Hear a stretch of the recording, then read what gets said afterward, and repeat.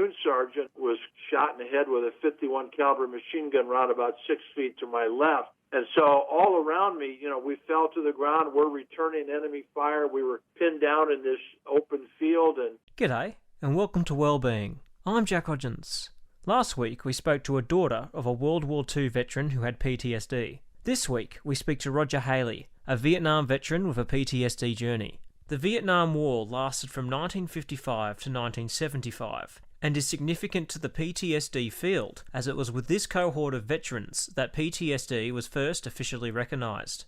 Roger joined the Marine Corps aged 17 and after basic training was shipped off to Vietnam in late 1965. Roger was just 18 when he saw his platoon sergeant shot in the head with a 51 caliber machine gun bullet, one of the many traumatic experiences he had while in Vietnam. He highlights that with all these experiences of fear, anger and trauma, those in Vietnam had to just stuff it down inside themselves and keep going. Much of what he saw led to him developing PTSD, which today he has largely overcome. Hello Roger, and welcome to Wellbeing. It's good to be with you, Jack. Before we begin, would you mind telling us a little bit about yourself, Roger? Yes, sir. I grew up in an alcoholic home. My real parents were both alcoholics, and when I was about 4 years old, my dad left my mom. There were three of us. I have an identical twin brother, and at that time I had a baby brother 4 months old. And shortly after my dad left, this is, I'm 74, so this was way back before we had welfare. And so one day when I was 4 years old, my mother left, took my baby brother, and didn't come back for 2 years. My brother and I were put in an orphanage, and after 6 months, my grandparents got custody of us. And so, at 4 years old, we went to live with my grandparents. And when you're 4 years old, that's pretty cool until you become grandparents. But so 2 years later, a year and a half after I got out of the orphanage, my mom got back, met my stepdad, remarried, and so we had kind of a blended family. My mom had kids, my stepdad had kids, and had kids together, so we had that his kids, her kids, our kids. But my mom was still an alcoholic. My stepdad, more or less a workaholic. He worked two jobs to take care of the family, and so we kind of grew up in this dysfunctional family. Right out of high school, before we graduated from high school, my brother and we lived in Toledo, Ohio. We were downtown. I looked at my brother and said, "Hey, Ron, let's join the Marine Corps," and went to the Marine Corps recruiting office, signed up at 17, went off to basic training in 1965. We both knew, as new Marines, we were going to end up in Vietnam, which we both did. And so after infantry training, we both, late 1965, shipped off to Vietnam. What were some of the experiences you had while in Vietnam? Jack, I thought that we were well-trained. We had, I believe, good training. But Vietnam was a different kind of war. It was different than World War II, Korea.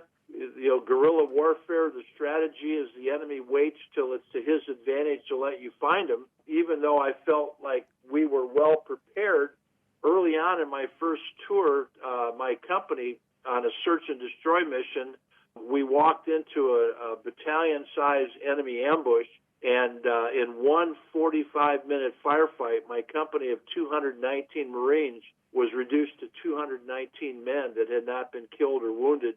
My best friend, Danny, that I'd gone through all my training with, was killed standing about 6 feet to my right. My platoon sergeant, a Korean War veteran, was killed, shot in the head with a 51 caliber machine gun round about 6 feet to my left. And so all around me, we fell to the ground. We're returning enemy fire. We were pinned down in this open field, and, we knew we could not stay there and while they were dropping rockets and mortars on our position, so we had to assault the tree line. And, I was 18 by this time. I had never seen anybody die before, and, just the things that I witnessed just in that short 45-minute firefight just left an impression in my mind that, things I had never seen or experienced before. And, the thing about combat is that even though you try not to get close to people, because, we've all had loved ones. We've all lost loved ones, family members, friends, and there's something about when you lose somebody that you love, somebody close to you, that there's a process you have to go through. It's called the grieving process. But the thing about Vietnam, because we were still in a combat situation, you really couldn't grieve. take those feelings, that you had, the grief, you had to stuff it down inside and just keep going. But, grief wasn't the only emotion that you stuffed down inside. There was anger, there was fear, the fear of what if that would have been you and not the people standing around you, and then also actually a hatred that began to build toward our enemy, because they seemed not to value human life. They would kill their own people, to terrorize them into not cooperating with the Americans. And so after that, my unit was taken out of the field. We were not combat effective, so the Marine Corps started a program where squads of Marines would go and live in villages outside the bases. And, the enemy pretty much controlled the night. The South Vietnamese Army, was out and about during the daytime, but at night they would go back to their bases and they would hunker down. And so really the Viet Cong, the communist guerrillas, controlled the night. And so our job was to move into the villages, live with them, win the hearts and minds of the South Vietnamese. We lived with them. We trained the local militia how to fight.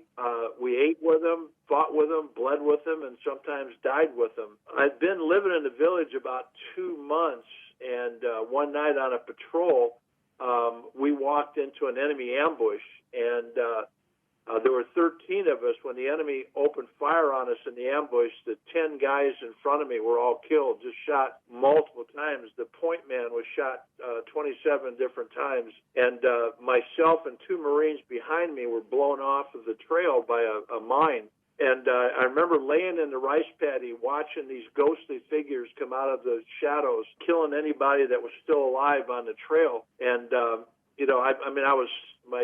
the concussion, I just laid there in the rice paddy water, just, unable to do anything. And in a minute and a half, it was all over. They disappeared back into the jungle.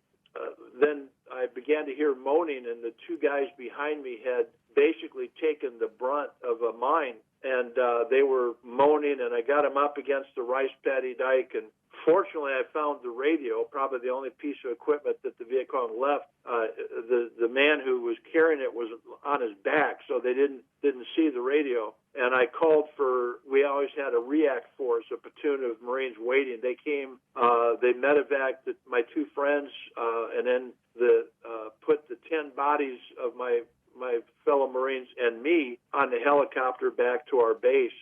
And the next morning, I was told that the 2 Marines that had been wounded died on the way to the hospital. And, Jack, I survived that ambush without a scratch. And, I had holes in my fatigues, from shrapnel, and the blood I had on me wasn't mine. And I would carry that guilt of surviving that night for 23 years. I did 2 tours back to back. I was wounded twice, not severely. I was in the hospital for a few weeks and wanted to get back out into the bush with my fellow Marines. We would joke about, as I got close to the end of my second tour, we would joke about that time going home. But yet, I just had this feeling inside that I was not gonna make it because people continued to die all around me. And actually, the night I volunteered for a convoy going to a fire base, small artillery base on the demilitarized zone south of the DMZ between North Vietnam and South Vietnam. And our vehicles broke down on the way out there. We finally got there. It was dark. It was too dangerous to go back, so they just said, just find a place to sleep. Well, about 2 o'clock in the morning, about 400 North Vietnamese sappers hit that fire base.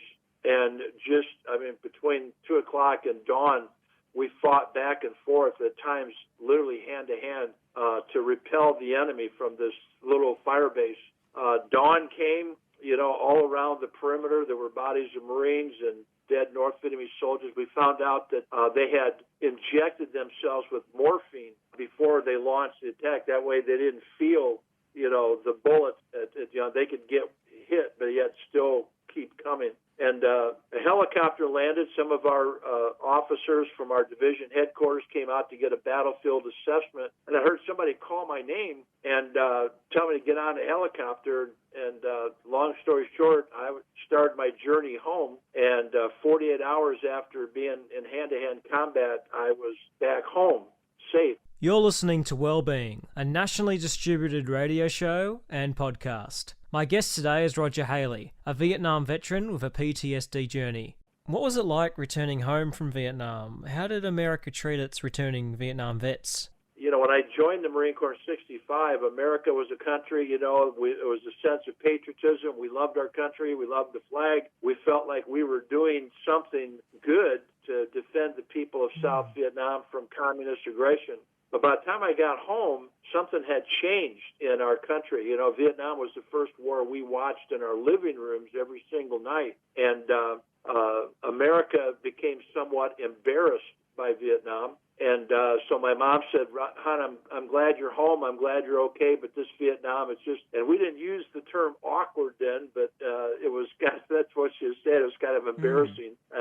She said, "Let's just do this. Let's not talk about it, and let's just get on with our lives." And you know, Jack, I was happy I was alive, and I'm glad that I had a life to move on with. And I wanted to forget, but when I would go to bed at night, I would remember Vietnam all over again.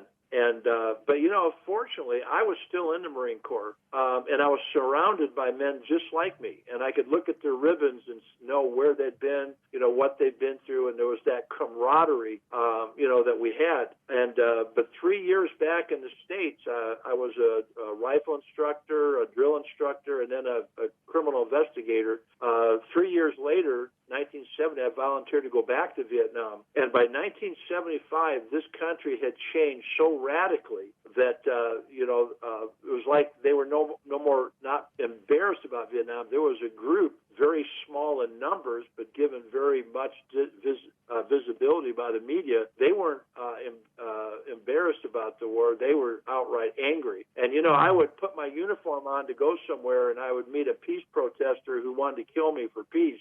And, that was, and I was starting to get angry. And, you know, Jack, I didn't feel like I even belonged. Like this wasn't even my country anymore. And so that's why I volunteered to go back to Vietnam. And because of my experience, I was sent back living in the villages. And to make a long story short, several months after I got back, we were on a patrol. And I was walking across the field, walking point, looking for booby trap. And I had a grenade that was thrown from an enemy soldier nearby, hit me in the thigh, fell at my feet, and before I looked down and saw it. Before I could even move, the grenade went off, just lifted me up off the ground, throwing me back several feet. And probably the only way I can describe it's the most incredible fear and surge of adrenaline that I'd ever felt in my life. And I managed to get to my feet. And I had blood all over my face, and I remember wiping the blood off my face, and about 40 feet in front of me was a North Vietnamese soldier with his rifle pointed at me, and I couldn't hear it because of my ears ringing, but I felt the bullets as they slammed into me, knocking me back down to the ground.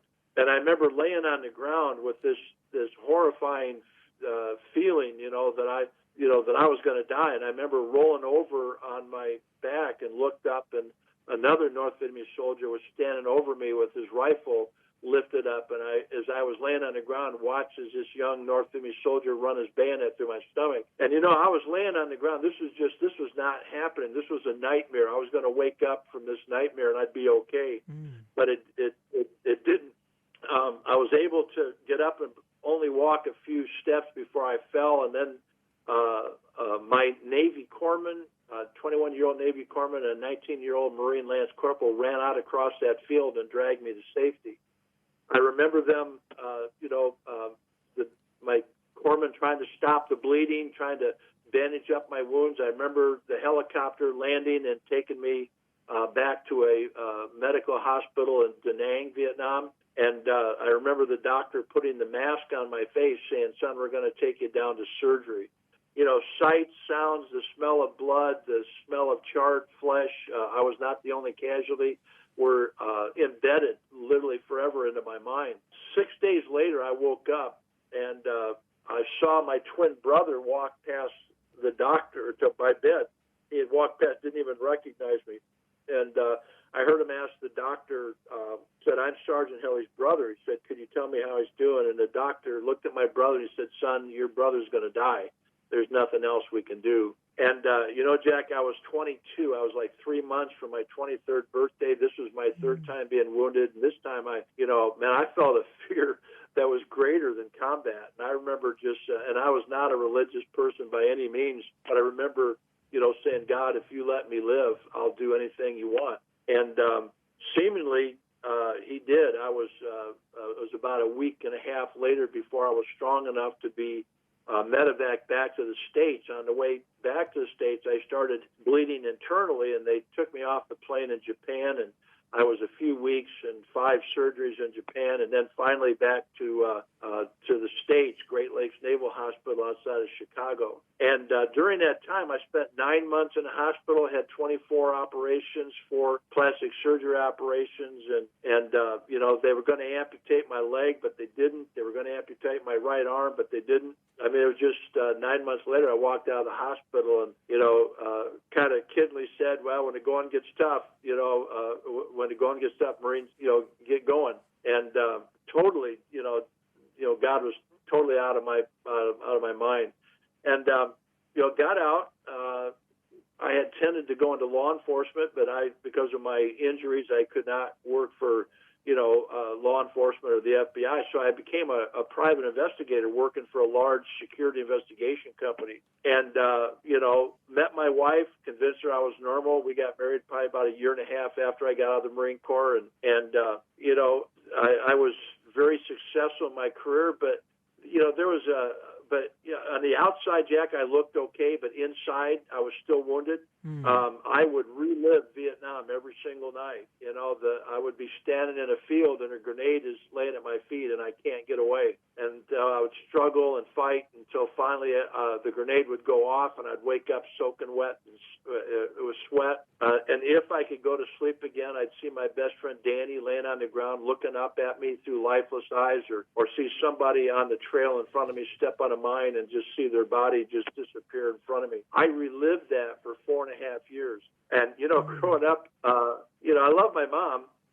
You only get one mom, but I hated her being an alcoholic. And I love my stepdad. He was the only father figure that I ever knew. He adopted me when we were 6 years old. And yet I hated his being a workaholic. And one day I woke up and realized that what I had hated, I had become. And it started a journey, kind of a faith journey, that ended when my wife and I were actually separated, going to get a divorce because she couldn't. I was hurting her just as much as I was hurting myself by my anger and my alcoholism. And after 4.5 years of nightmares, I just had a experience with Jesus Christ. It changed my life. It took my nightmares away, took the alcoholism away, and that was the start of my journey of healing. But that wasn't while the nightmares stopped, I found out there were still other things. Some just my messed up family background, and others related to Vietnam. Including survivor's guilt, the fact that I had survived when men better than me had not come home at all. Were there any supports back then available, Roger? Before I became a Christian, Jack, my health started going bad, and I went to the VA where we were living at that time in Nebraska. And the Veterans Administration Hospital said we can medicate you, which was not an option for me, or we can counsel you, but we can't help you. And I think back then, PTS was, I call it PTS instead of PTSD because I think, I'm a layman. I'm not a medical person, but, post-traumatic stress, the simple definition is the way if you say PTSD, post-traumatic stress disorder is like, okay, post-traumatic stress is you've been through a horrifying experience. And combat veterans are not the only ones to suffer with post-traumatic stress. And so you've been through a horrible experience. Your emotions, your emotional reaction to that horrible experience is a normal reaction to an adverse experience. But when you say PTSD, that's like saying, okay, I don't know why you're having these emotional issues to something that's supposedly a normal situation. Combat is not a normal situation. And so I think because of that, a lot of veterans, pride, especially we Marines, we pride was something God had to humble me with, but we think, well, I don't want people to think there's something wrong with me. And so they don't seek help. And, it's always been there. During World War I, they called it shell shock. And World War II, Korea, we called it battle fatigue. And I think we got fancier with the name post-traumatic stress during Vietnam and after. And even today, I talk to a lot of veterans from Iraq, Afghanistan, and, I want them to understand, look, and it doesn't happen, it doesn't always happen the same way with everybody, but they need to know that what they're going through is not abnormal. There's not something wrong with them. They have survived an experience that most people will not. Combat will impact you and how you see things. And so, but, people, like I said, PTS is not people that walked out of the World Trade Center on 9/11 here in America when everybody in the office next to them died, suffered from PTS. People, that a tornado takes your neighbor's house away and you're left standing, they're gone, but you're still alive. So things like that where you survive a horrific incident. I did not know this for a long time after when my wife and I began working with drug addicts, but I had a psychologist tell me that a woman who has been sexually abused as a child and grows up with a victim of sexual abuse, if she does not deal with that, there will be a point in her life she will manifest the same symptoms as a combat veteran. And so that's when I began to realize that post-traumatic stress is not just something, that for combat veterans, but experienced by people who have survived a horrific incident. And so you just have to learn to, and I always encourage people, once you begin to talk about it, it loses its power over you. If you just keep reliving the story, but not, you may have a catharsis, but, until you start dealing with it and releasing, letting, in my case, God heal those wounded emotions where you can begin to go on and put Vietnam behind you. And, I tell my story a lot.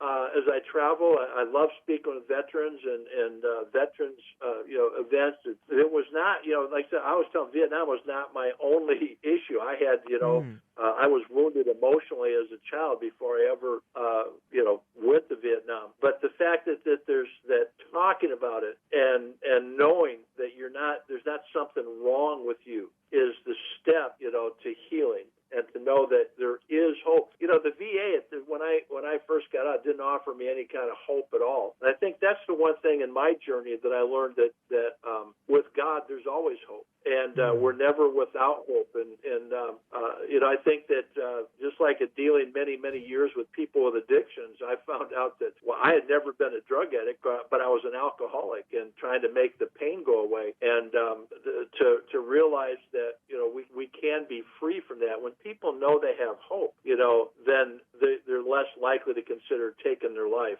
You're listening to Wellbeing, a nationally distributed radio show and podcast. My guest today is Roger Helle, a Vietnam veteran with a PTSD journey. Was PTS ever talked about while you were in Vietnam, or was there really no concept back in the 60s and 70s of it? From my personal experience, the Vietnam War was just about over when I think I first began hearing that term, post-traumatic stress disorder. And I think that, it's become more so now. There is a lot more, the military is a lot more aware of it now, I think, at least here in the States. They seem to be more trying to let people know, hey, there are options. There are, so then it comes down to a personal issue of being willing to open up.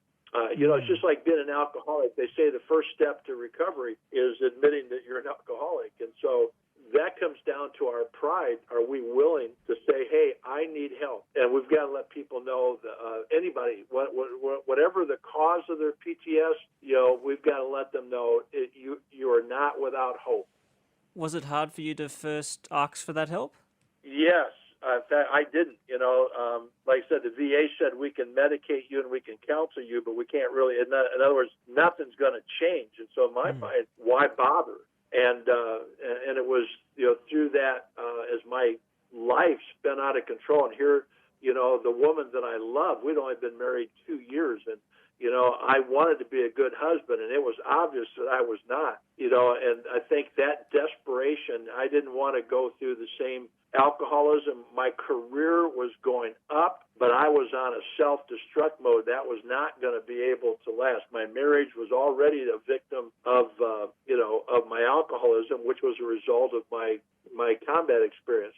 But I never talked about it. And, it was through meeting other Christians.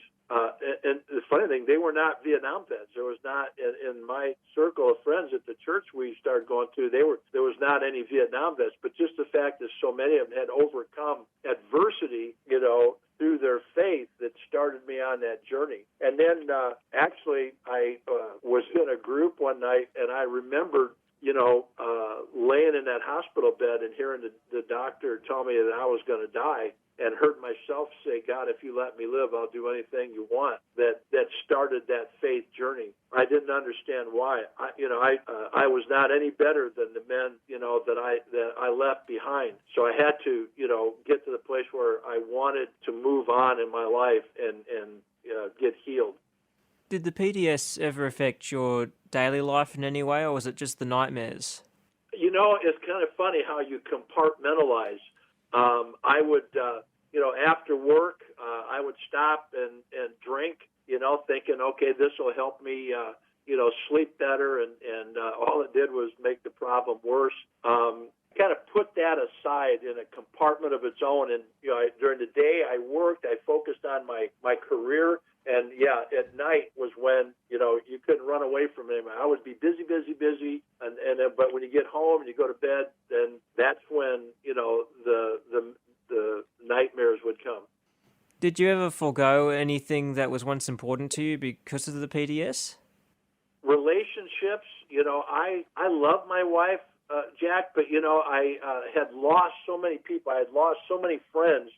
And I've seen this a lot about veterans, that you're afraid to open up to get close to people because you're afraid of what might happen if something happened to that person. So you kind of put up, your own little perimeter. You've got your booby traps, your tripwires out, and you're barricaded, you're hunkered down emotionally because you fear getting close to people because you don't want to suffer loss again. Did you keep in contact with anyone that you served with? Well, actually, I met a few later, but and that was another part of the guilt that I carried, is because so many of the guys that I served with, didn't make it, and that was probably one of the things that even perpetuated the guilt. Because, and when I left, I never heard what happened. Like the squad was actually, I was a platoon leader, so the only person I heard from when I was still in the hospital was my corpsman. And he had, kind of stopped by the hospital as he was getting out of the Navy, to stop by and, kind of tell me his side of it. And funny thing, he retired from the Navy 100% with post-traumatic stress. And I was thinking, wait a minute, I was the one that was wounded, but just the trauma of I guess I was his first really messed up Marine that he had to treat in the field. And I heard from a few guys afterwards, but not from the guys that I was the closest with. Has there been much support for Vietnam vets with PTSD after the war? I think here's the thing: there is help available, and Jack, I have tremendous compassion for people that are truly struggling and don't know what to do. What I don't have sympathy for, there's a difference between compassion and sympathy. I don't have sympathy for people that, they want to blame, all their life's problems on Vietnam. It's kind of like a hook to hang all their emotional baggage and whatever. But the people that are really suffering, there is help available. And the thing is, it's kind of like, homeless people. A lot of homeless people, they've got mental issues.